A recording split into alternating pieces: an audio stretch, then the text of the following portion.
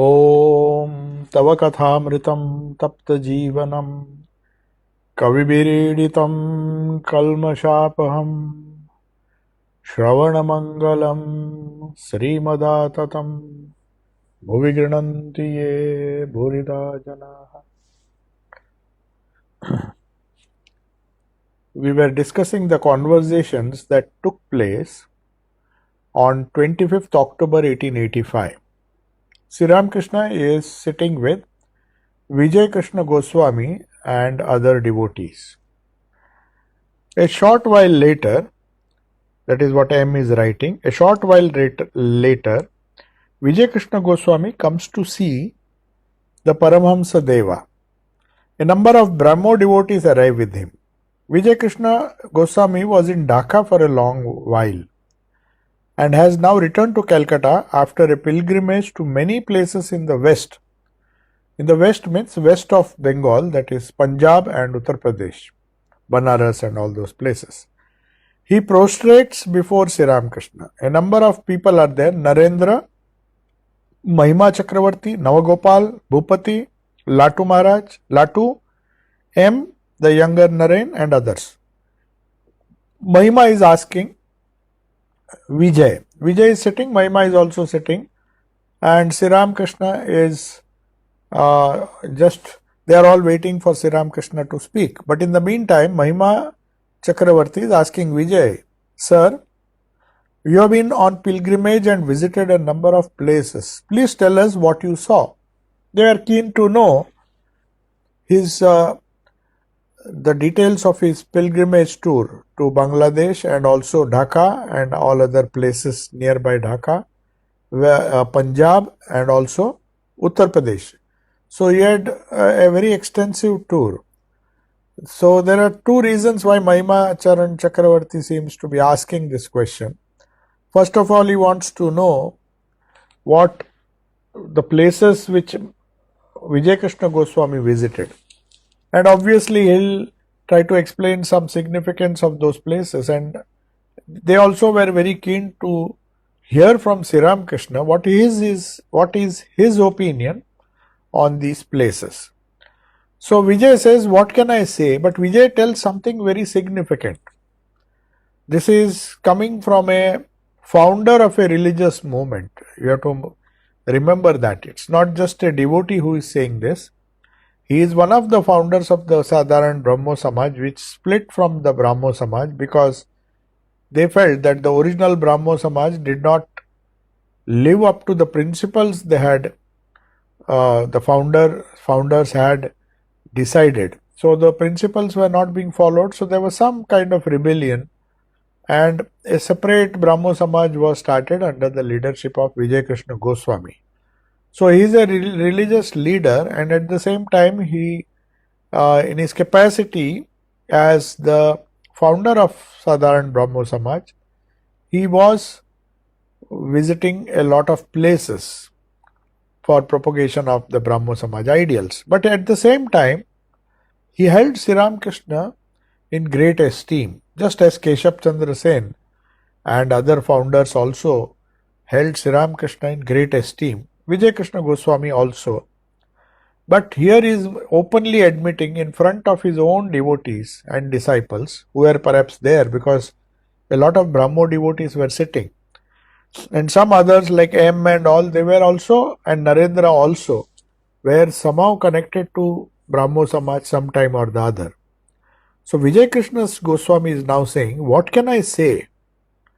I see that everything is here where I am sitting. That means, he says, I have been to all these different places of pilgrimage, but I don't feel the need for going to all these places. I can get everything here. Here means in front of Sri Ramakrishna, in his presence, all the tirthas, as it were, I can find it here. I get the essence of the scriptures, the essence of spirituality here. So what is the fun? But anyway, I have gone and I have finished those trips, but I don't see any benefit I got from it. So he says, it's no use just wandering around. At some places there are one or two annas of him. One or two annas means in the British period, there were 16 annas to a rupee, 1 rupee. So if 1 rupee is the full measure, 1 anna, 2 anna will be 1/16th of a rupee. So he says all these holy places that I visited, and that included Banaras, Brindavan and all those places. He says when I come here I find those places are at the most 2 annas. They have two annas of spirituality compared to the full rupee here. At some places there are just 1 or 2 annas of him, meaning Sri Ramakrishna. 4 annas at other places. Some places you may have 4 annas, but not more than that. Only here do I find the full 16 annas. Means here I find the full value of 1 rupee. What he wants to say is that spirituality is everywhere, but merely going to the places of pilgrimage, one cannot become spiritual. So one has to have the satsang of a spiritual person to be able to enjoy or really understand spiritual ideals in the true spirit. We may understand it in one way by visiting places of pilgrimage. We may understand it another way by reading books. But the highest knowledge comes from a person who has realized these ideals in his own life. Because his prana, his whole soul force is associated with the truths contained in the scriptures or the truths which were enacted in these different places. That is why they say Vrindavan, of course, is very holy. There are so many holy places. But at the same time, the holiness of that place has to be rejuvenated again and again by the visits of great prophets. They say Vrindavan everybody was confused as to where was the original place where Vrindavan Leela, the Leela of Sri Krishna was enacted. But it was left for Chaitanya Mahaprabhu to go and show, see, this is the place where Sri Krishna's divine play was performed, the divine incarnation. So the geographical location keeps on changing. People, or it should require a kind of spiritual insight to feel the vibrations of spirituality in that particular place. Otherwise, simply visiting the places of pilgrimage as a tourist or as a pilgrim, even as a pilgrim, it will not be of use. We just often travel. We don't go on pilgrimage. We just go on travel. Travel is a better word, because if we really want to get the benefit, then we have to understand the spirit of that place. So Vijay Krishna Goswami says, I found 4 annas at the most. I mean, there was a shortage of good people, highly spiritual people in these places of pilgrimage, which I visited. So I could not get much benefit, and after coming here, I find that all the 16 annas are present here with Sri Ramakrishna. So Mahima Chakravarti says, quite right. So he confirms that. And again, it is he who sends us roaming about or makes us stay in one place. Then he says, it is the Lord himself, an incarnation himself, who makes us wander. Because unless you go to these places and you miss something and you don't get peace of mind, then you understand the futility of just merely visiting these places without inner spirituality. The same thing happens in life. Unless, that is why Arjuna, the first chapter is Vishada Yoga. It is only when Arjuna found the futility of waging a war, which would not have taken him anywhere, he goes to Sri Krishna and asking for a solution to the problem. First of all, to understand that this world is a place which is just like a gymnasium. This is not our goal. If the world was a goal, then we would have all, Sri Ramakrishna also said that if I knew that this world is real, then I would have covered Kamarpukur with gold. But I know it's transitory, it is transient. So this firm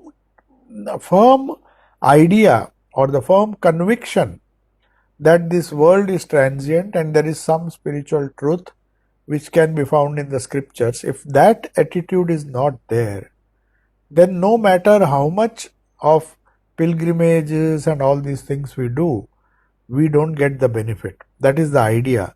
So he says, but who asks us to go on pilgrimage? If the question is answered by Mahima, he says, that is right. But still you see millions and millions of people going on pilgrimage places. Maybe as just travelers or tourists, but still they go with the hope that they will get some kind of spiritual benefit or some kind of spiritual welfare. For that they go. Of course, some people go just out of curiosity or just as a tourist, but there are quite a few people who think that just by visiting and having darshan of the deity and performing some pujas and other things, some rituals, they think we will get the benefit of that place. Though some benefit will be there, no karma is wasted actually. But still, the purpose of going to these places is to understand the futility of going to a place without proper preparations. Are we prepared? Are we able to see the spirituality in that place? Like Chaitanya Mahaprabhu could see the Krishna Leela in the same Vrindavan. We also may be going to Vrindavan, we may also be going to Banaras. But Sri Ramakrishna, when he visited, he could see a golden Kashi. We know it as Kashi because Kashi means golden. So we know, but when we visit Kashi, do we see that we see only dirt and we criticize and say this is a very dirty city? We don't go there with a subtle vision, a spiritual vision. If that spiritual vision is there, then all our pilgrimages have meaning, otherwise they don't have. And who is the one who makes us go on pilgrimage? It is the Lord Himself. Sometimes you become disappointed, you go and then come back worse than before. Or sometimes if you are well prepared, if you are spiritually inclined, if you have that intuition to see the wonderful spiritual atmosphere of that city or that place of pilgrimage, then you come back a better man. So the only test of a person having done a pilgrimage successfully is that he should come back as a transformed person. So many times in the olden days, Sri Ramakrishna's father also went on by foot. They had to go by foot. There was a lot of tapasya involved. It was not just take a flight and stay in the best hotel in the first look after your comforts and then finally if I get a chance, we just have a darshan for 5 minutes, do some puja or pay some money and get a puja done by some pujari who will do it half-heartedly with half-hearted. He is just after money. They don't bother. And then we have the satisfaction, that we have offered puja at this holy place and we will be getting all the benefit and our spirituality is assured. But it doesn't happen that way.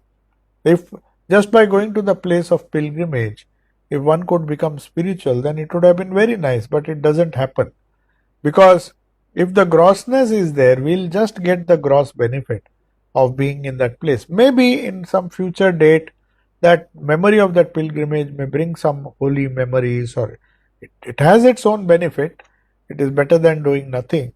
But if you go it with a gross idea, if you go with the idea of, that's why Rameshwaram, when Sri Ramakrishna's father went, they went on foot. Thousands of miles they walked, suffered all the difficulties, only with one intention, to visit this great Tirtha, Rameshwaram and other places. He also went, they had to go on foot. So they were also prepared to die. Most of the people who went on pilgrimage did not expect to come back because they would fall sick and very often die on the way. So that was the kind of sacrifice they did. So pilgrimage had a great significance. Before they became tourist attractions.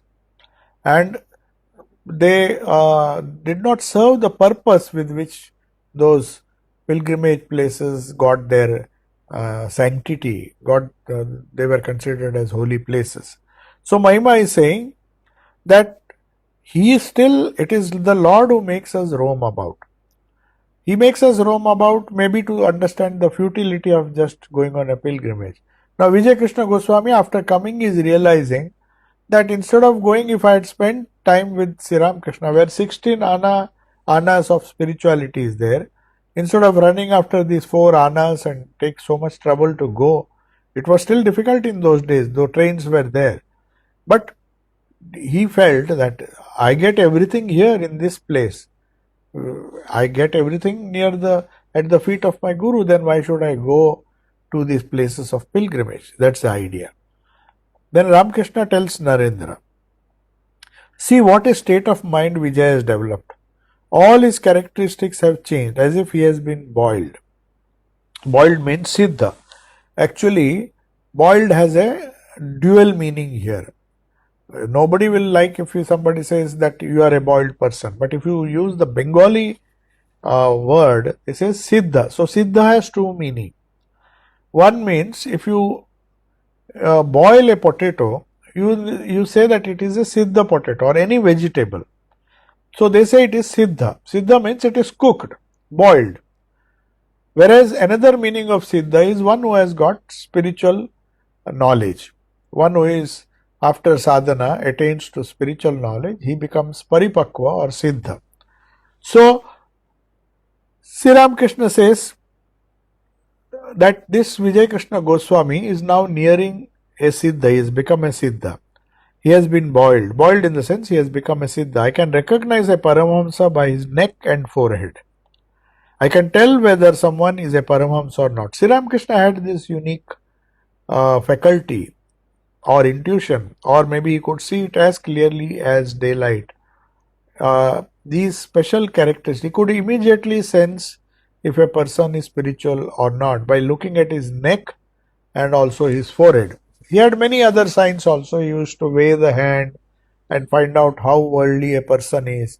So he had his own ways of testing people, which comes out of a deep intuition. It's not possible to characterize people by their appearance normally, but Sri Ramakrishna could do that, and his judgment was infallible.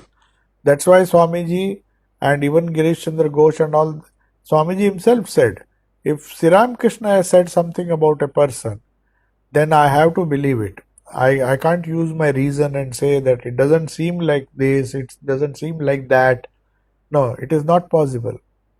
Because if Sri Ramakrishna had said, he says his judgment was always perfect. Because he could see the future, he could see the past. That is what a real guru does. So he says, see what a state of mind Vijay Krishna. So he is appreciating that Vijay Krishna Goswami, in spite of being such a big person, is humble enough to accept and recognize the divinity or the avatarahood of Sri Ramakrishna. So this is something which is unique. The founder of a religious movement himself, he is a great guru in his own right. He is the leader of a very big movement in those days. But still, he comes to Sri Ramakrishna, in whose name no movement had started. He was just a saint. I mean, for many people, he was just a saint or a pujari. But some of the people recognized the spiritual genius and knew that if not a incarnation, he was very near incarnation. So Master Mahendra Lal Sarkar, the doctor, he said, he's a good man, he's a very holy man and a good man. Beyond that, he was not ready to accept Sri Ramakrishna. But our Vijay Krishna Goswami, though he was the founder of a very big movement, he said, see, I see all the 16 annas here of a rupee. So divinity is present in full measure here. Whereas in other places it may be 2 annas or 4 annas. So, but Sri Ramakrishna says, you see how his characteristics has changed. I see he has become a Siddha. I can recognize a Paramahamsa by his neck and forehead. Now what he saw in Vijay Krishna Goswami we do not know. But definitely his judgment has been recognized and respected by none other than Sri Ramakrishna. He believed in his Guru's judgment, said whatever he told me has come true, so I have no reason to disbelieve him. So Mahima Chakravarti says, sir, are you eating less? Vijay Krishna, I mean, because of the pilgrimage, perhaps he had become thin. Vijay Krishna Goswami was a very bulky figure. So perhaps he had become thin. So Mahima is curious and says, have you eaten less? Do you eat less now? Vijay says, yes, it seems so, to Sri Ramakrishna. I heard of your illness, so I came to see you, and in Dhaka. So this is something which is very surprising, that he saw him in Dhaka. So everybody is surprised. What does he say? Sri Ramakrishna is here. He never left Dakshineshwar. And how could Vijay Krishna Goswami? That means Vijay Krishna Goswami had a vision of Sri Ramakrishna. He is explaining that now. He says, I heard of your illness, so I came to see you, and in Dhaka also. Sri Ramakrishna, what? Vijay does not answer, remains silent for a while. Now he is remaining silent because people will not believe him if he says that he had a vision of Sri Ramakrishna. In fact, he came and touched him. He could feel him, not only see him, but could see that touch. So that is why he was apprehensive. He was thinking that maybe the illness has turned worse and Sri Ramakrishna has left the body. He got that idea first when he saw Sri Ramakrishna in Dhaka. But anyway, he just keeps quiet, doesn't want to disclose this. Vijay says it is very difficult to understand him. That means Sri Ramakrishna. Without his help. Only here are 16 annas. Again he is repeating what he said. I found 2 annas of spirituality elsewhere, or 4 annas at the most. That is 1/4 of what I find here. Here alone is true spirituality, and if he doesn't shower the grace on somebody, they will also not be able to understand. So one requires a tremendous faith, a tremendous sense of faith to get the grace and to recognize an incarnation. That is what Vijay Krishna Goswami is saying, because he had a vision of Sri Ramakrishna there. Sri Ramakrishna says, Kedar Chatterjee was in Dhaka for many days. His eyes would be wet with tears on reading the story of the Lord Prahlada. He was a great devotee. His house was in the city of Hali. So, Kedarnath Chatterjee, Sri Ramakrishna is saying, he is quoting Kedar. Kedar says that at other places he doesn't get enough to eat, but here he is given his fill. This is also explained in a very figurative way. So Kedar said that I go to various places of pilgrimage with the hope of getting some kind of spirituality there, but I do not get enough to eat. Enough to eat means I am not satisfied with the spiritual food that has been served in other places. That is why again and again I come. But here he gives his fill. He is given his fill. So that is what he said. Kedar had told him. So Sri Ramakrishna is quoting that. Yes, what Mahimacharan or what Vijay Krishna Goswami is saying is true. Because they get satisfied here. Getting the fill means getting satisfied. They are full here. But in other places they get very little. So we do not get enough to eat. That is why he comes here. Mahimacharan says his fill, it overflows. So he is saying Kedar perhaps cannot even digest what you are telling him. It is overflowing. So Sri Ramakrishna is in ecstasy said, if so, so be it. And Vijay tells to Sri Ramakrishna with folded hands, I have now recognized who you are. You don't need to tell me. So Sri Ramakrishna goes into Samadhi and says, so be it. Because he has judged Vijay Krishna Goswami. He knows by the grace of the Lord, by the grace of the Divine Mother, somehow he has come to understand the divinity of Sri Ramakrishna, the avatarhood of Sri Ramakrishna. And he says, I have recognized you who you are. And you don't need to tell me. I know I can see you because I have seen you not only here when I was in Dhaka, when he was just passing by somewhere. Suddenly he saw Sri Ramakrishna appearing and touching him. So it was so clear and so vivid, that vision. So he's come and tried to tell, but there were so many people here, he did not want to disclose that. But Sri Ramakrishna understood that that's why he said, you have become Siddha. Unless you had become a Siddha, you would not have had this vision of mine in such a far off place. So Vijay Krishna Goswami then says, I have understood. Saying this, he falls at the feet of Sri Ramakrishna and holds his feet to the chest. Sri Ramakrishna sits like a statue, unaware of the outer world.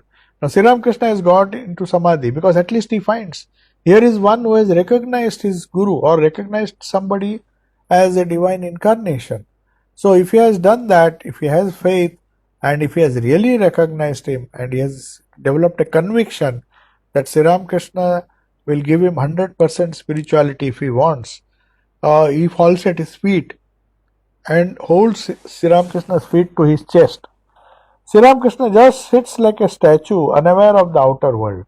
Now, whenever the talk of Sri Ramakrishna's divinity or any song expressing the divine emotions were sung in front of Sri Ramakrishna, he had a peculiar tendency to go into samadhi, and he would give the highest wisdom from that state. So, seeing this wonderful scene and the flood of divine love, some devotees began to weep. Others started singing hymns of praise. They all gazed at Sri Ramakrishna, each according to his own understanding. So, the people who were there, some of them thought he is an incarnation like Vijay Krishna Goswami. Some of them thought he is a good man like Mahendralal Sarkar. He was also there. He must have thought him is just a holy man, a good man, a pure man. But he is after all a human being. Whereas others had that faith and they got that benefit. They considered, they recognized him as an incarnation. So, he says, all are recognizing him according to his own understanding. Some see him as a great devotee, others as a mere holy man, and yet some others as God incarnate, each according to his own feeling. So whatever feeling they are born with, those people are trying to judge or trying to accept Sri Ramakrishna in that way. So feeling gives rise to faith, the deep feeling or the deep conviction, emotional conviction that he is Lord himself, incarnation himself.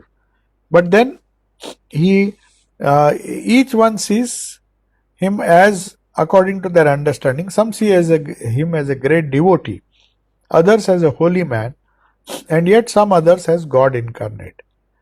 Mahimacharan begins to sing, his eyes filled with tears. Behold, behold the image of love. Now and then, as if having a glimpse of Brahman, he chants, the transcendental beyond the distinction of one and many, existence, knowledge, bliss. So, Niranjanam and all those different stotras are there, where they say he is pure, he is transcendental, beyond the guna, because he is using the gunas to run this creation. Yesterday we read it in the Bhagavad Gita that the Ishvara uses his Maya and the three gunas which are part of Maya, which is Maya actually. The three different gunas, Sattva, Rajas and Tamas, the combinations and permutations of which give rise to different people with different tendencies. And depending on their tendencies, if they are more sattvic, if they are more subtle spiritually, they can have their subtle understanding, then they will recognize the incarnation. So, each one will do according to his own choice and feeling. But Sri Ramakrishna does not insist on everybody accepting him as an incarnation. So now, Mahimacharan begins to sing. He is very much emotional. He is one of them who believed Sri Ramakrishna was an incarnation. So, Mahimacharan gets into a very good mood. Normally, he is very quiet and sitting on his chair. But here, he just starts singing. His eyes filled with tears. Behold the image of love. Now and then, as if having a glimpse of Brahman, he chants, the transcendental beyond the distinction of one and many, existence, knowledge, bliss. This prayer or these words Mahimacharan sang. He sang a traditional song, behold, behold the image of love. So he was referring to the Lord, he was praying to the Lord. But suddenly he thinks of Lord as the transcendental, which is beyond the distinction of one and many. He is the one consciousness behind everybody. So why should I worship all these smaller things? Existence, knowledge and bliss absolute. So this is what Vedanta teaches you, that everything is absolute relative to this world. Not everything. Everything is relative except the transcendental, which is of the nature of existence, knowledge and bliss absolute. Not the little knowledge or the little bliss you get when things go according to your plan. That is according to your desire. If something happens, we feel the pleasure, we feel joy. But this joy is different. Here, the joy is of finding the unitary existence behind the three gunas which were suffocating us, which were creating problems for us. It is only when we are trapped in these four gunas, if the rajasic ego or tamasic ego comes, and if sattvic ego also is not able to sustain itself, if it can be sustained, then sattvic ego is better. There the ego is, I am the son of the Lord, or I am the child of the mother whom I am worshipping, and that gives one tremendous confidence. One does not have doubts. So if that is the case, then he becomes the transcendental beyond the distinction of one and many, and the best definition given by the Upanishads till now is that God is existence, knowledge and bliss, absolute. So when knowledge is absolute, you are Brahman. When existence is you are eternal, then also you are Ishvara, I mean you are Satchidananda, exist. And when you are full of bliss, then also you are ready to transcend this world. So Mahima Charan is singing this song, though we do not know if he had imbued that spirit, but at least verbally he was singing that. Navagopal is weeping. Bhupati, another devotee, sings. So seeing him sing and coming into a very infectious mood, whenever Sri Ramakrishna went into Samadhi, the people around him would feel that elevation, and they would spontaneously burst into songs, and Sri Ramakrishna would further be spiritually inspired and bless everybody. The song which Navagopal Bhupati was singing, Bhupati was a good singer. So he sang, victory, victory to the Parabrahman. Infinite, incomprehensible are you. Higher than the highest, the essence of all essence. Sri Ramakrishna used to say, to me, Sarat Sar. Sarat Sar means you are the essence of the essence. You are the light of truth, the fountain of love, the wellspring of all blessedness. This creation of yours, a many-flavored auxiliary, is filled with splendor. You are the poet, the great, the primeval, of whose verses the sun and the moon are born, from which they rise, in which they set.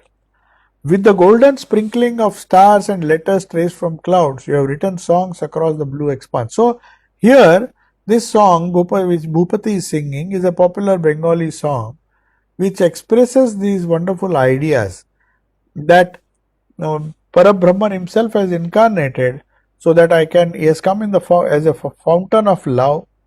He is the light of truth, and the sweeping change we associated with spiritual growth. And you are the poet, great, primeval, whose verses Kavim Puranam Anushasitaram, that is what Gita says. You are the ancient Kavi. You are the poet of poets.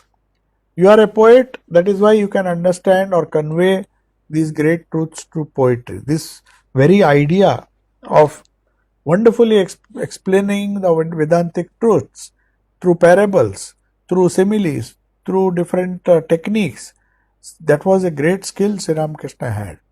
So he says, you are the light of truth, fountain of love, the wellspring of all blessedness. This creation of yours, a many-flavored auxiliary, is filled with splendor. This whole universe, apart from the Lord himself, is also grand. Whatever is great and whatever is powerful in this universe, and good, great, good and powerful, has for itself the Lord himself. So the Lord has to take care. The Lord has to create these feelings in us. That is why he is a poet. With the golden sprinkling of stars and letters traced from clouds, you have written songs across the blue expanse. So it is only when we go to these vast fields, green fields, and the deep blue sky without clouds on the top, and if you go for a long walk, that is where all these things come. That is what the poet says, I see golden sprinkling of stars. He doesn't see them as objects, he sees them as bright of bright light of wisdom. That is why they are all going to Sri Ramakrishna to get initiated. So, with a golden sprinkling of stars and letters traced from clouds, you have written songs across the blue expanse. The 6 seasons of the year, in tune with the rejoicing earth, proclaim your glory. The flowers reveal your beauty, and the waters your serenity. In thunder is resumed your terror and majesty. So, the in thunder resound in your serenity, the flowers, when we see the beautiful flowers, when we see a beautiful fragrance, what do you feel? We feel that it is such a great mystery and it gives us a serene feeling. So we have this something known as aromatherapy. So serenity that's why we burn incense. All our 5 senses, they give us different inputs. Some people find it easy to repeat the mantra, use the sound as a symbol, which is one of the most powerful symbols to bring out the divinity from within. By repeating constantly the japa mentally, that mental sound, that subtle sound which is created can be a very powerful tool. So also, if we use the other sense organs, whenever we feel like having a nice fragrance, you offer it to the Lord. You offer it in front of the Lord. So that fragrance purifies your nose, purifies your smelling system. That is why you have to attach a sense of sacredness. Whatever is sacred and whatever gives you joy and goodness, know for certain that it belongs to the Lord.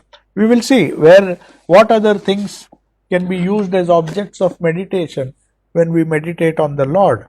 The 6 seasons of the year, in tune with the rejoicing earth, proclaim your glory. So every season comes and praises the Lord. See the beautiful song this song is. The golden sprinkling of stars and letters traced from clouds. You have written songs on the blue expanse as if a beautiful poetry has been created in this wonderful universe. When we look at the sky, so this is how, even if you see these beautiful natural things, you just go with an attitude of a poet. Swami Vivekananda used to say, when people were too much inclined to go deep into the bhashyas of Shankaracharya, understand the Upanishad, understand the deep meaning, it is very useful, no doubt. But if it is done in excess, it can be harmful also, because you just don't end anywhere, you just go round and round. So Swami Vivekananda once suggested, when you read Upanishads, read them as poetry. We have Swamiji's beautiful song of the Sannyasin. We have the beautiful song, the song of freedom, the song of Sannyasin. We have the beautiful song, Let Shama Dance There, to a mother. So there are so many beautiful songs where you use the similes of nature. The brilliant glory of nature expresses this divinity. If that feeling is there, then every moment of our life, whenever we get a good fragrance, whenever we go for a long walk and see the expanse, see the beautiful sky decked with all golden stars and planets and wonderful galaxies shining bright in the dark sky. So that blue expanse and that beautiful green fields and all should create or generate some kind of spirituality in a person. That is the idea. And then they try to see that all the whole nature, Prakriti, seems glorifying the existence of Ishvara, who is beyond Prakriti, but at the same time is controlling Prakriti. Because the consciousness, supreme consciousness, the Prakriti is part of that supreme consciousness. She is Prakriti, all the objects of Prakriti, living beings, are reflections of that supreme consciousness of the Lord. So if we see this reflection and then pray to Sri Ramakrishna, pray to our Ishta, who is Ishvara himself, then you will find that you will connect to that Ishvara and become one with him. So deep is your mystery, what can a foolish mind know, even meditating age after age? So deep, I think I'll solve your problem of God by meditation. But we have to just persist. We have to go on meditating some new light will come. Then we think this is the end, but no, it doesn't give us happiness. Then we go further. So as we go further in spiritual life, then we understand. If we go further in recognizing these incarnations, or trying to recognize the divinity that percolates to us from this beautiful fragrance, from this beautiful sky, the beautiful galaxies, the beautiful flowers, and all the surrounding things become divinized. That is what sadhana is all about. When we walk, we just don't walk. We walk with the mantra in our mind. That makes our walk going. We can imagine that we are going towards the goal. There are some very good books written by Swami Shraddhananda where he says how the mantra can be used in every moment of our life to divinize. It is like a chavi, it is like a key which unlocks the divinity behind everything.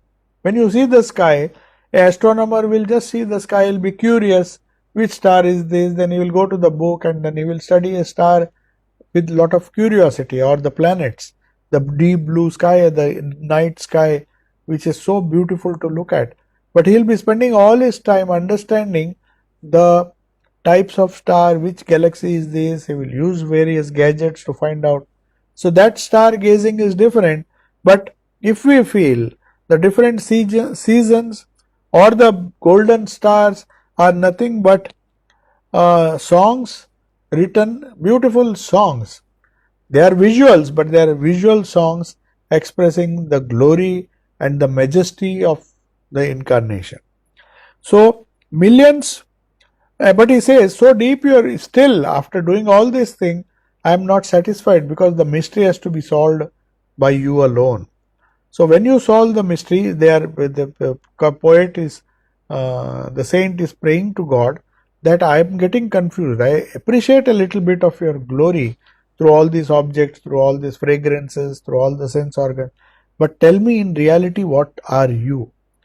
So that he says, so such deep is the misery of the secret of the Purusha and Prakriti and all these things, that how can a foolish mind know of it? If you are foolishly thinking that the gross universe is real, then we can't even imagine what an incarnation is, what Ishvara is, how is he connected, how is he not bound, and all these things you will find. Millions of suns, moons and stars joyfully bow at your feet.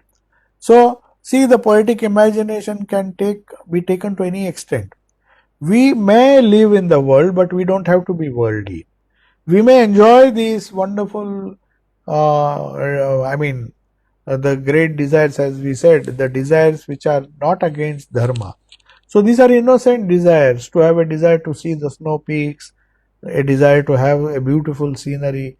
So, but unfortunately, when we go there for pleasure. We go there as a pilgrimage. But once you start the spiritual pursuit, once you have the mantra of which you can mentally recite, you try to infuse the spirit of the mantra in all these beautiful sights around you. That is what the poet is doing. He says, I see that same divine. I see the beautiful eyes of the Lord in the sun and the moon. They come and bow down at your feet. You are a supreme consciousness behind all these things. Your existence, your consciousness, and your bliss. So a speck of that bliss we get when we go for long walks, when we walk alone, but when we or walk in the company of holy people. These wonderful sights and nature gives us a new meaning to life. That is how our sadhana becomes our day-to-day activity, our day-to-day, even these pilgrimages. When you go, most of these pilgrimages are in places which are so beautiful. So, first of all, or the fragrances which you go, once you go to the temple, you will find a beautiful smell. So, all the sense organs, instead of smelling dirty things, instead of going towards the world and seeing bad sights, hearing stupid things, worldly things, we have to train our senses, because we cannot get rid of the senses. To go beyond, it is not so easy to say that I am not under the influence of Prakriti. The gunas will make you, but if you are sattvic, they will make you act, they will make you enjoy the world in some way or the other. But if you want to real enjoyment, then let it be sattvika enjoyment, where you see the gross thing, but behind that gross, you try to understand the mystery of the Lord. The Lord is present. He is peeping through the stars. He is looking at me. Some people have that knack. They just don't see the world we see. Some children also have this knack. The more you have that childlike vision, the more of poetry comes. Poets artificially or maybe with great effort try to go back. If you see Wordsworth, he was not interested in his studies in the university. He was just writing poetry. Then when he saw, he used to prefer to go away from people, go into solitude. So all these nature poets, what did they do? They tried to see that glimpse of God's glory in this. Though their intention was not spiritual, but the very fact that God's glory is peeping through these wonderful objects of senses, the good objects, I mean the objects that make your heart noble. When you see a beautiful sky with all the stars and the beautiful light, the moon, then you try to feel the glory of the Lord who must have created this. So millions of suns, moons and stars joyfully bow. In fact, in the Guru Granth Sahib, Guru Nanak says, this world is a beautiful plate and there are so many small lamps. So he says, oh Lord, I don't know who you are, but you have given this wonderful stars and planets, the sun and the moon. They are like beautiful lamps. So beautiful lamps which I have lighted, which you have lighted, I use these lamps to do arti to you. So he did not have to go to the temple to do arti. Because we don't have this kind of child's vision, which can be acquired.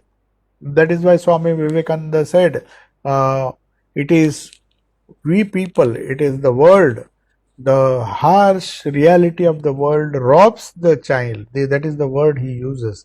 He uses very hard words. He says, the stupidity of the world, the worldliness of the world tries to disturb the innocence, the childlike vision, and rob it from him. The child is born with this poetic vision. He sees divinity everywhere. That is the first thing he learns to do when he sees. He has no agenda in life, no selfishness in life, no worldliness in life. But unfortunately, in this rat race of the world, the child is taught always be competitive, run after money, run after woman, run after gold. Without this, you can't be successful. Run after all these stupid things. That is why Swami Vivekananda once he told his disciples, somebody asked him, what is the secret of this sannyasa? What does sannyasa mean? Why do you have to throw all these things? Sannyasa means to forcibly throw away the things which do not take you towards God. That is the real meaning of sannyasa. So what do you throw? What are you supposed to throw? Why should we throw? It's not that we throw away these objects. We throw away those things which do not reflect the glory of the Lord. You don't throw away. That is why Swamiji says, when you see the beautiful stream and these poets, the child actually does not want to acquire all these worldly things. He is happy with nature. He is happy with his little food. He is happy with a very simple life. He is happy with his mother's love. He doesn't want. But slowly as the child grows up, that childlike vision which he had is robbed, Swamiji says. It's taken away from that child mercilessly. But Swamiji says there is still hope. The child, when he grows up, when he sees a very ugly world, the world which he sees, a glorious world with his wonderful childlike vision, with the childlike innocence, he sees the world, he sees divinity shining everywhere, but he is shown the harsh side of life. He is robbed of his vision, He becomes cunning, he becomes cruel, he has all the bad qualities, he sees the bad things, he's shown the bad things rather. It depends on how the child is trained. And finally, when he sees the earth, he sees the world as a devil's game, he suspects everybody. The child, when he grows up, he starts doubting human nature, he starts doubting people, he starts doubting his the circumstances, the environment around him. He sees everywhere this kind of worldliness. He gets disgusted, but he thinks he has to be part of that. That's why renunciation does not come easily, because we have told the children this is natural. It is natural to be greedy. It is natural to be selfish. It is natural to do all these stupid things. Otherwise, you can't survive. So the poor child believes in what his teachers, what is everybody tells him. The so-called practical advice is given. And Swamiji says that poor child is robbed of his childlike vision, the divine vision he was born with. So it is a crime against humanity. It is a crime against humanity to teach things which are not divine as divine. To teach that Preya is better than Shreya. So humanity had to pay a huge price for this. And we suffocate and we think we are living in a bad world. But who made this world bad? We make our children bad. We rob them, as Swamiji says, of the wonderful childlike vision and ask him go out to this world. Then he goes and he sees competition. He sees people are cheating each other. And then he falls a prey to that and he says, oh no, if I have to live, I have also to become like this. I also have to cheat. I have to push my way. Otherwise, how can I live in this world? And he falls a prey and he loses his childlike vision. And then he loses the glory to see the glory of the Lord. And the same thing which Sri Ramakrishna used to see as a Majar Kuti. Majar Kuti means the mart of joy. He saw it as a mart of joy, even though he was suffering from cancer. It was for him, for Sri Ramakrishna, it was a mart of joy. When people came, he did not suspect them. When Girish came, the drunkard came, the good people came, everybody came. He could see through them. He could see, but he could still give his divinity to them because he had that childlike vision very strong in him. So that is why this mystery is so difficult to understand. If we try to look at the world from a spiritual standpoint, by adopting the spirit of sannyasa, the song of sannyasin, if you see, it's not just for monastics, it's not just for a sannyasin. Swamiji has given the beautiful picture. You see how we paint an ugly picture of the world. The world is beautiful if we want to see it that way. But it is our desires, our greed, our selfishness, our egos that make it a horrible world to live in. And we start hating it. So it is when you get a disgust for all these things, you try to throw it away. That is known as sannyasa, to throw away. And then what happens? The world does not go away. You throw away only those things that give you a kind of disgust, a kind of world weariness. When that comes, here Sri Ramakrishna is saying, you see the world in a different way. You see the same sky, you see the same stars as a worldly man does, but with that child's vision you see glory.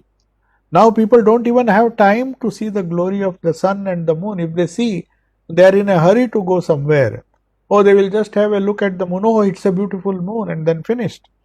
But you keep a child there, he will see that glory, that beautiful vision. He would bathe in the divinity, that these wonderful natural resources. So Guru Nanak says, as he said, I am worshipping, a great worship is going on. Divine worship is going on.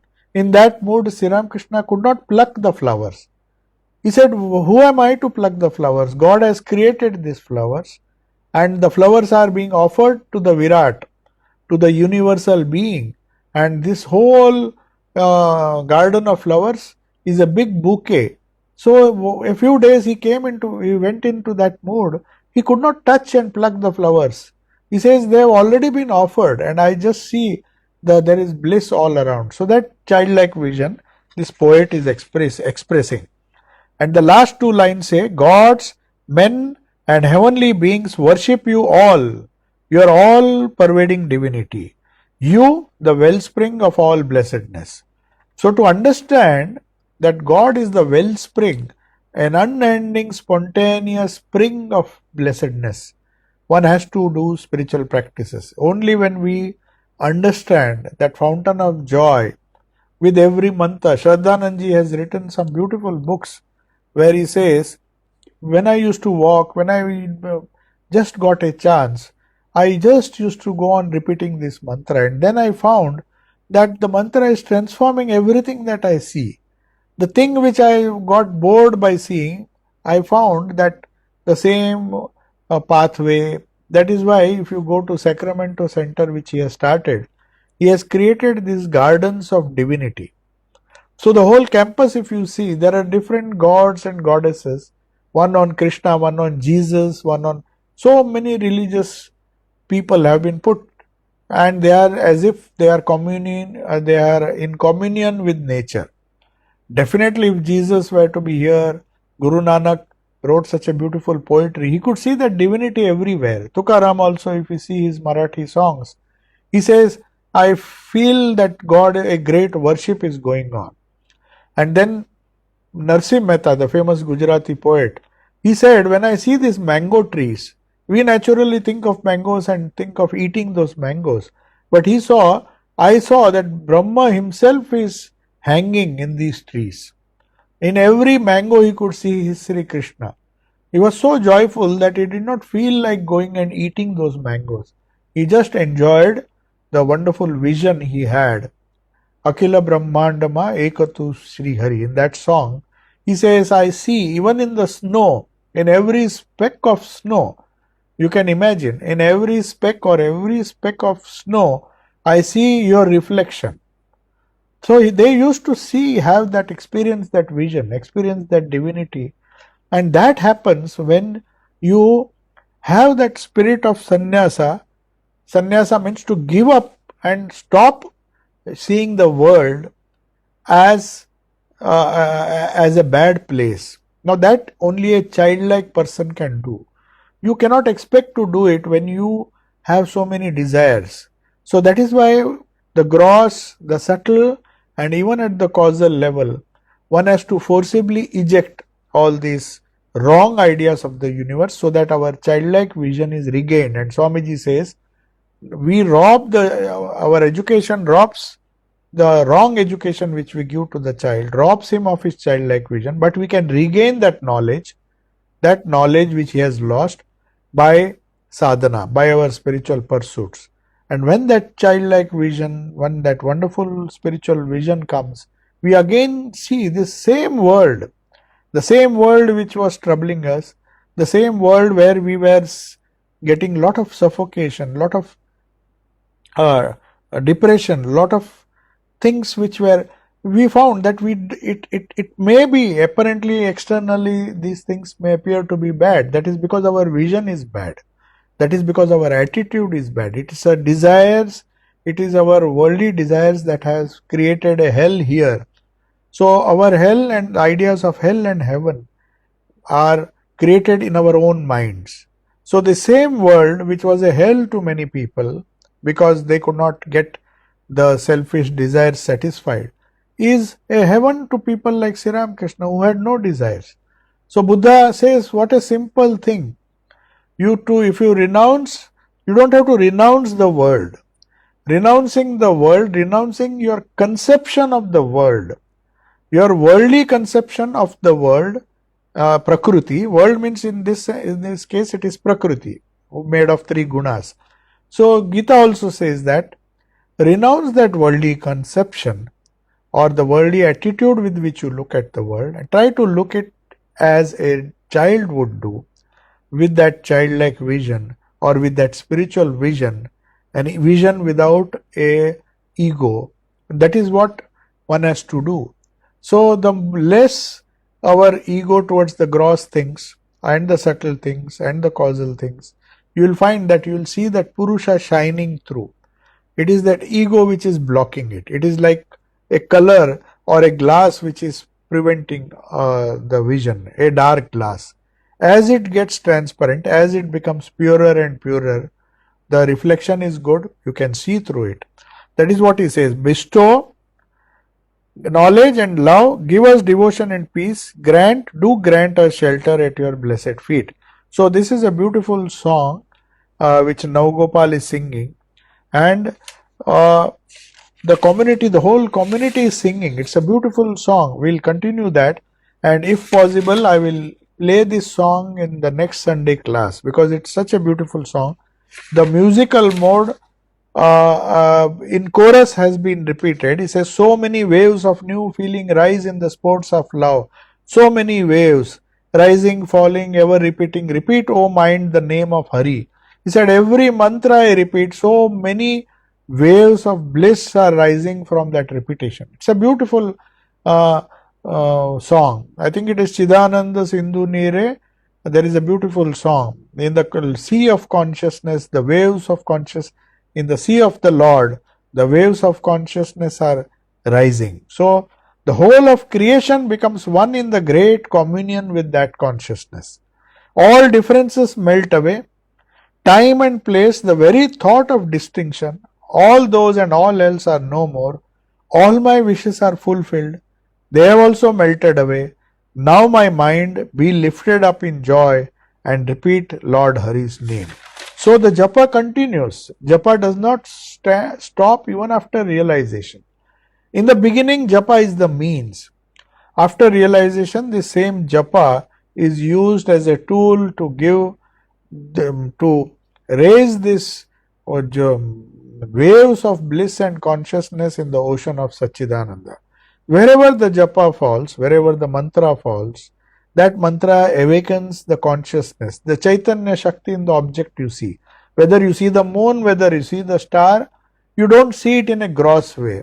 The Chaitanya inside the moon is awakened, the Chaitanya inside the stars are awakened, the consciousness behind these things are awakened, and that is what the child sees. Sri Ramakrishna's nephew once saw, I told you many times, this is such a wonderful incident, that he was seeing a small butterfly and going and trying to sip some honey from the flower, and that butterfly, when it goes near, this young boy thinks, see mama, this butterfly is talking to so he's trying to see this kind of consciousness in these butterflies, the consciousness which we experience. We talk, we do interact with people, so he thinks they are also interacting. Suppose somebody sees a stick and with a small cloth hanging there, you may imagine that it is Holy Mother who is waving to you. There are people who have experienced this. If they are in a good mood, if they have that kind of childlike vision, they will see the objects which they see normally as full of consciousness. That consciousness associated with our deity, you feel as if Sri Ramakrishna is appearing and waving his hand to you. He is blessing you. Maybe you see Holy Mother used to say, when we read the divine play, she used to go and accompany the devotees, her own children. She never called them disciples or devotees. They were all children for Holy Mother. So just as a child or a daughter or a son goes away, the mother goes till the end of the village to see him off. So Holy Mother used to go and see them off. So that was the kind of love she had. So many people later on, even though Mother was not present, there have been instances when some of the monks have told that they have seen Mother, waving to them, they have seen Mother's vision. So that consciousness that Mother is pervading everything, even the stick or some flag going there, they will see that. Just as the evil people, a robber, when he sees a stump of wood which is shaped like a human being, he thinks it is a police, because in his mind the idea of police is there. He is always afraid that the police may come from somewhere. Because he is a robber. So his vision in that same stump, suppose Sri Ramakrishna goes, he might see a vision of the Divine Mother in that dark. Suddenly he may believe, or his consciousness will tell him, he will superimpose the consciousness of his Ishta, of Ishvara on those things. So this is the significance of this poem. It's a very, very important poem, and Sri Ramakrishna goes into Samadhi, and there are wonderful songs. It's a long song. The rhythm is going on, and the devotees who are sitting there, they're all singing in chorus with Thakur, and Thakur is in Samadhi. He says, "Gone are the delusion, gone is the fear, piety, ritual actions and good works. Pride of race and caste has vanished. Where am I and where is Hari? Having stolen my heart, he has run away. Why did I come to this shore of love's ocean? Filled full with the feeling in my heart and yet with the dullness overcome, says Premadasa, hear all sadhus and all citizens of the earth, such is the new dispensation of God." So this song, I'll try to get this song.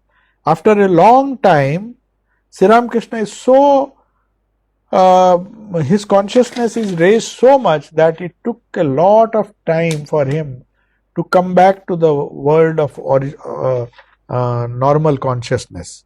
So this Bhupati was a great singer, is a Brahmo singer, and all these singers, they had a wonderful role to play.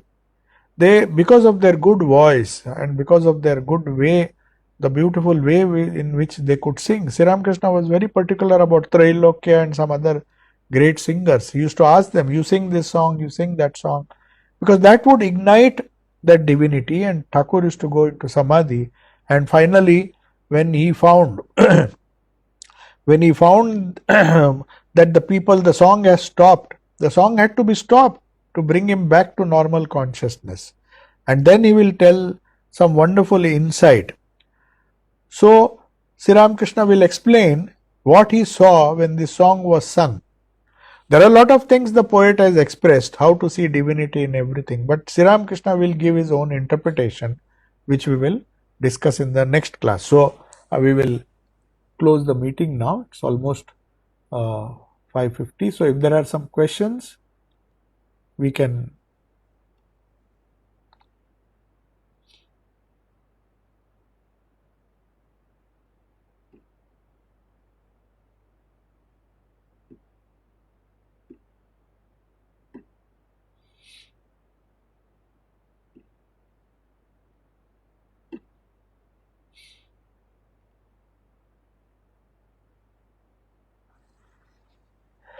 Yes, I've kept the chat open. If you want to type the question, you can type, or if you want to enable your audio, you can ask.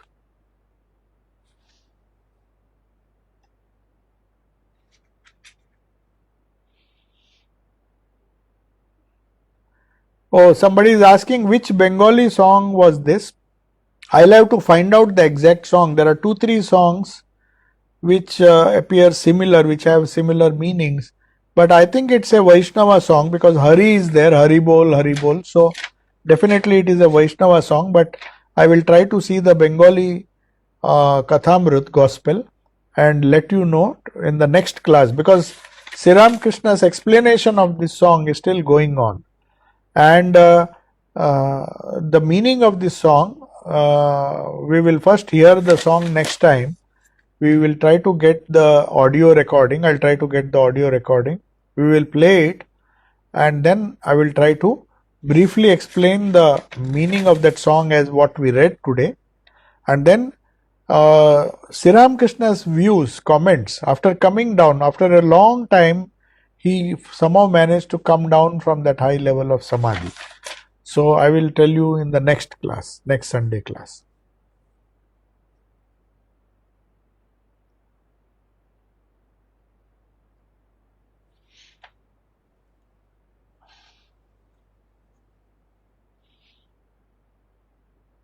Thank you, Swami, Yes. for a lovely class. Thank you. Yes. Any questions? No, I'm good. Thank you. Okay.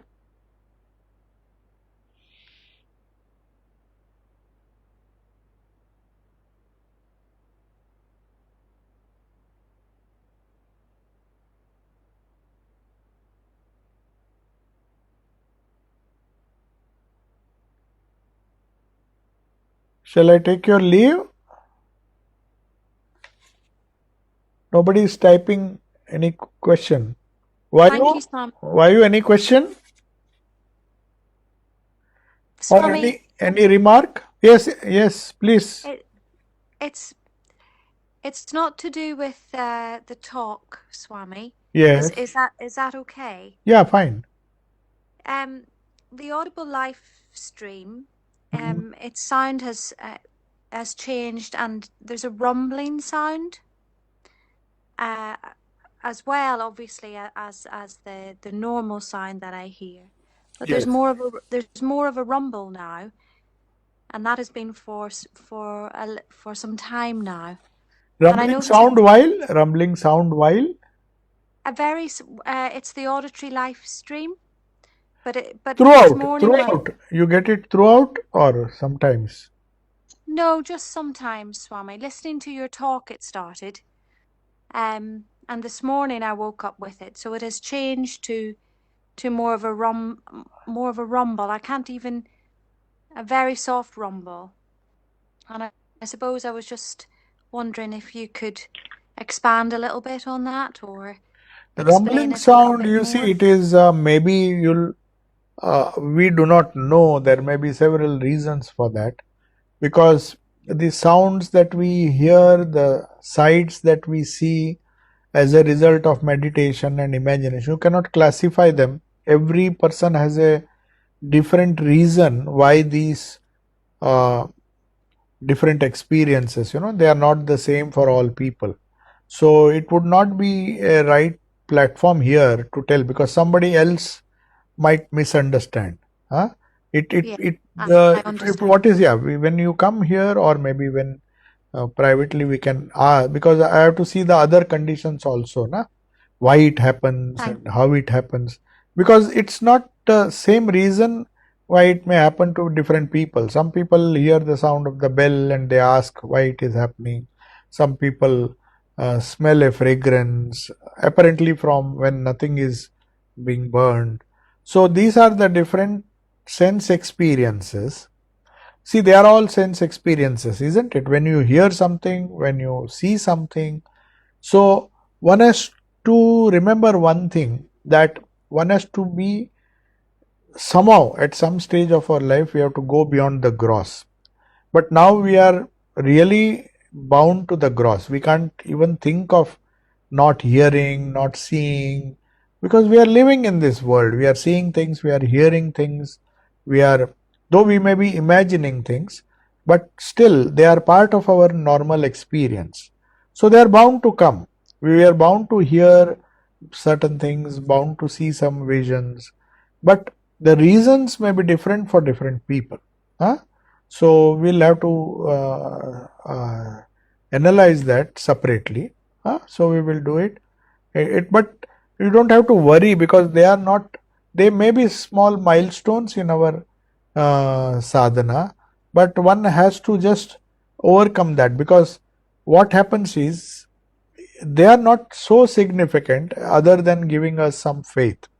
The only advantage or the only benefit we get from these things is it might increase our faith, but we have to still go. Sri Ramakrishna used to say, go forward. Somebody found a glass, some sandalwood. So he started going towards and getting that sandalwood. Then he found, somebody told him that go forward. Then he found there was a silver mine. Then somebody said, he got a lot of silver, he became very rich. Then he said, no, go forward. So he went forward, and then he saw a golden mine. Then he found diamonds ultimately. So that is what happens in spiritual life. We begin with sound, sight, smell, even our meditation. It begins with imagining the Ishta in the heart. And we start with a very strong visual imagination. To that we add the sound of the mantra, though it is a mental sound.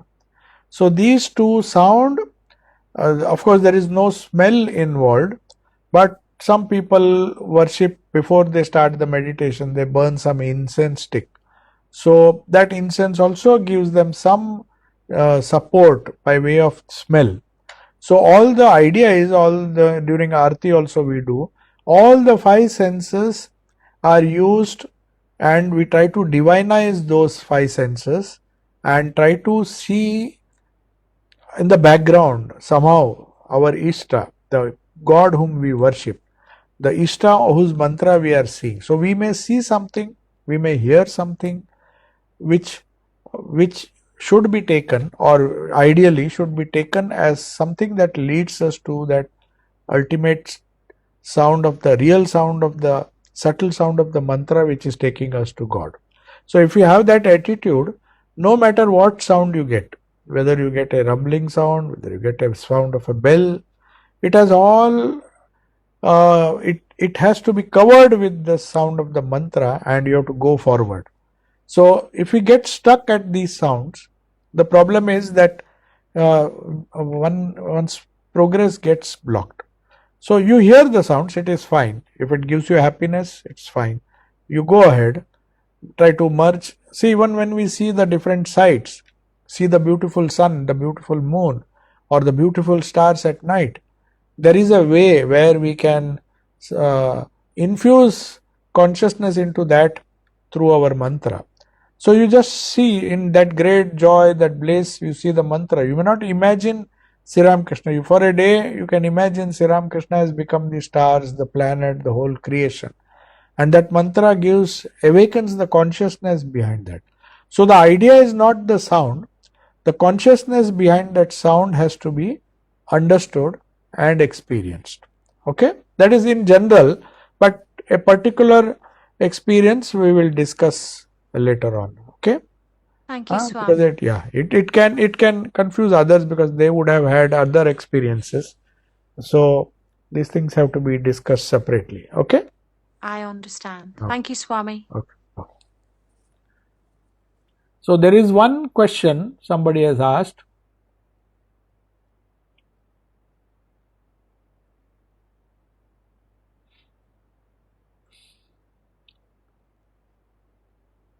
So Sandeepan has asked a question: what are the requirements for initiation Diksha? How can one prepare for it? Which books do we have to read? So you just type your email ID. I will send some books which you can start reading. Okay. So Sandeepan, you can just type your email ID. I will just note it down and I will send those books which are the basic minimum required for Diksha. The other question is, Vayu has asked, by earnest prayer from one person, can all have a touch of relief even if that person cannot offer practical help? Can the right intention of practicing Raj Yoga shield each participant from weakness in body and spirit? Yes, it is possible. In fact, prayer is more powerful than concrete action. Sometimes we are under the belief that physical help or even verbal help or monetary help, or these are the only ways one can help. They may help when you immediately need to do something for somebody, then these physical helps have to be done.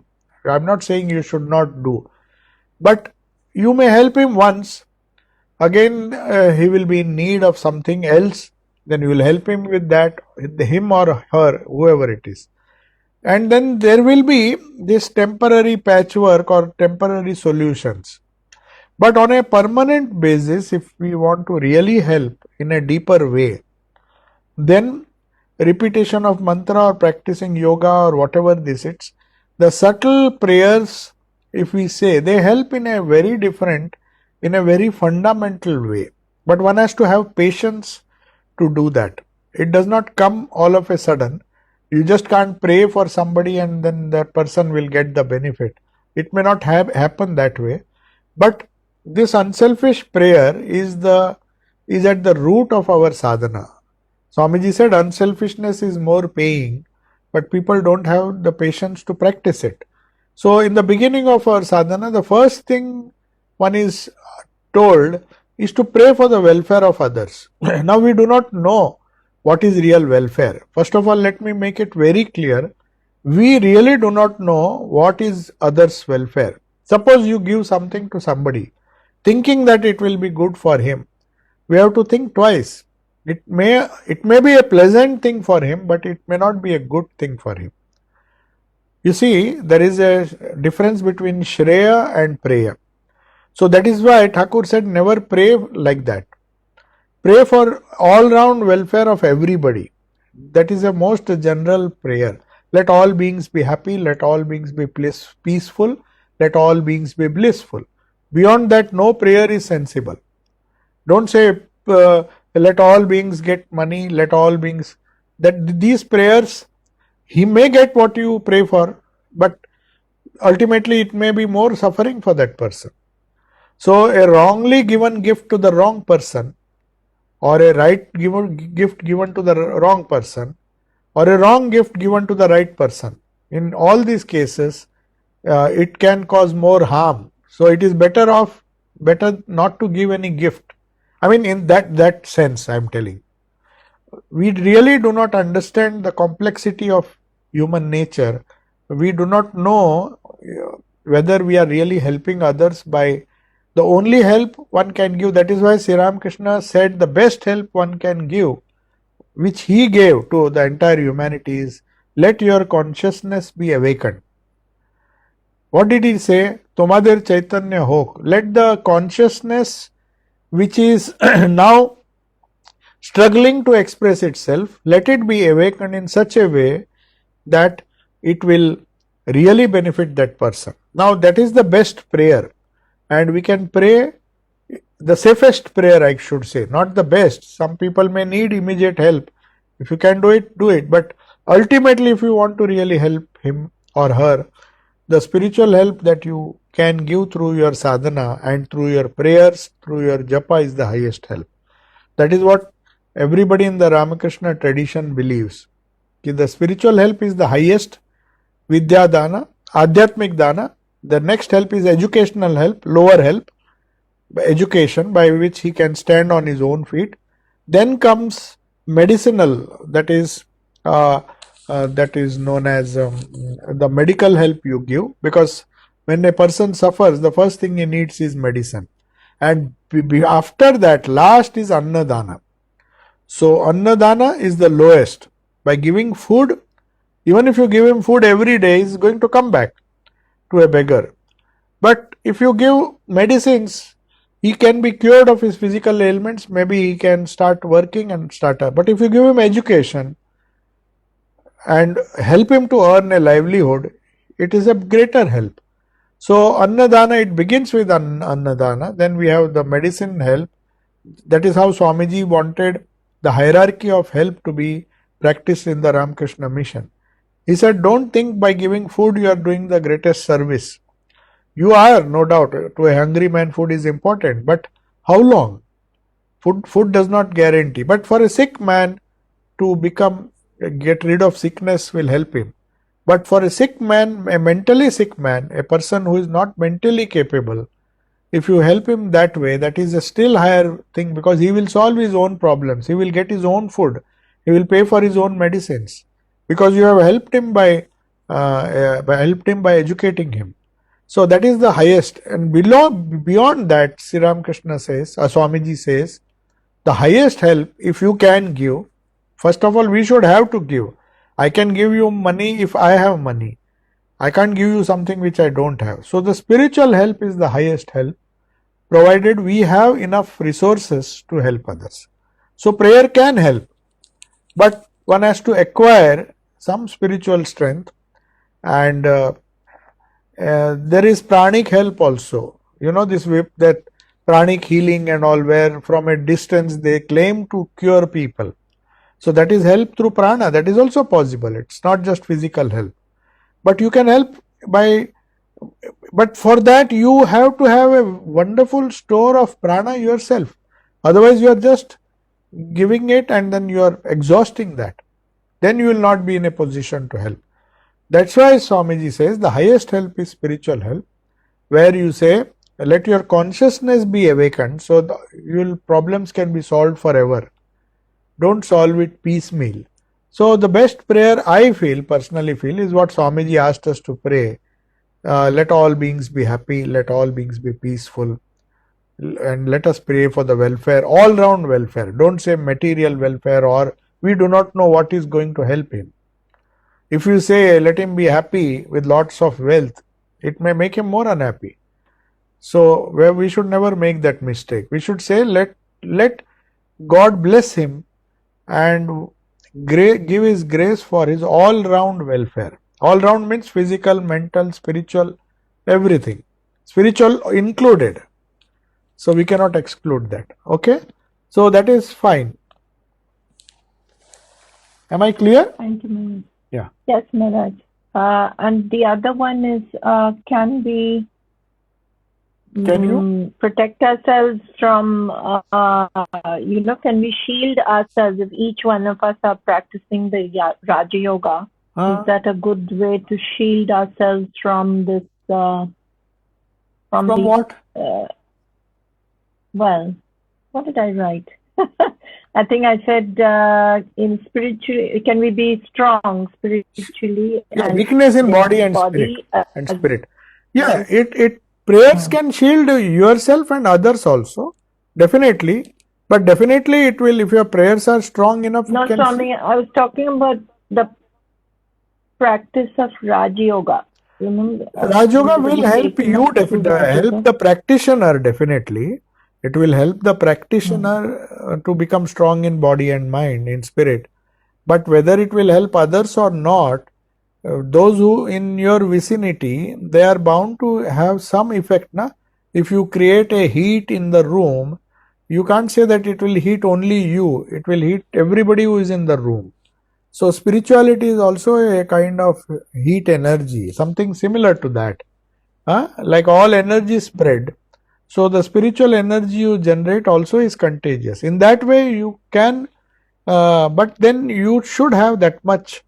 When Sri Ramakrishna practiced spirituality, they say the whole of Dakshineshwar was charged. So all you had to do is go to Dakshineshwar and charge yourself.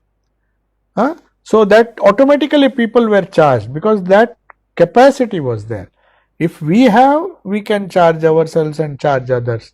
But whether it will happen, whether we have enough charge in ourselves, that has to be ascertained first before we try to share our spirituality. It is like we have 100 rupees or 100 pounds and we want to help everybody, say 200 people, then it cannot be because we have only 100 pounds. Maybe if we want to give even 1 pound each, so there is a limit to the energy you can share with others. If you are a big ship like Sri Ramakrishna was, it can carry more people. But if you are a small ship, you better carry boat. If your capacity is that of a boat, then you can carry less people. So we can share, definitely. It can protect us from weakness, but definitely it will protect the person who is doing yoga. Definitely Raj Yoga will help that person who is practicing at least. That is the minimum that is going to happen. Yeah. Okay, so I take your leave. Okay. Om Shanti Shanti Shanti Harihi Om Tat Sat Sri Ramakrishna Arpanamastu. Namaste, Maharaj. Thank you, Swamiji. Thank you. Namaste, Swamiji. Yeah. Namaste, Maharaj. Namaste, namaste. Happy Christmas.